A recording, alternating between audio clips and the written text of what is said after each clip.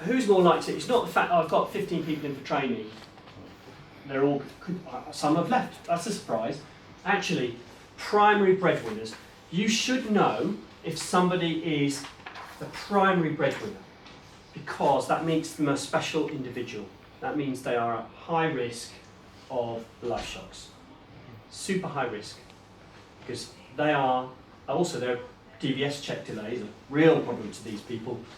This group of people are at risk, and you can do something about that, if it's offering a temporary advance loan, or at least, some sort of support infrastructure to try and address things that are going to stop people carrying on with you, that once they get going could be very successful people.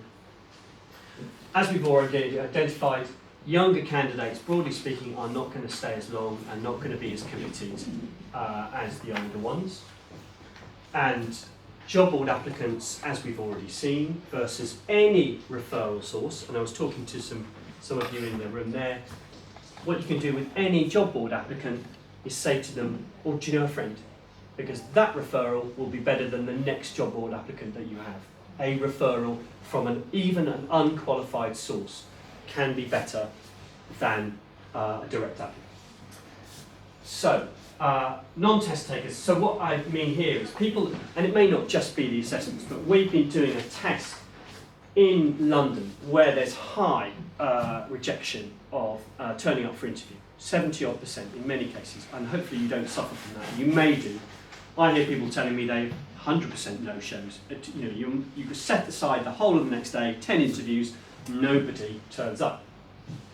If you give them, in the case we were testing the psychometric, but it could be just asking them, what's the capital of Spain? Please respond. So I'm not going to over-fluff the psychometrics, but by asking them to commit 8 minutes of their time to take some assessment, to do something, to commit to the career they supposedly are interested in, we find 90% of people will show up who take the assessments versus a control test in London of only 3 out of 10 who don't.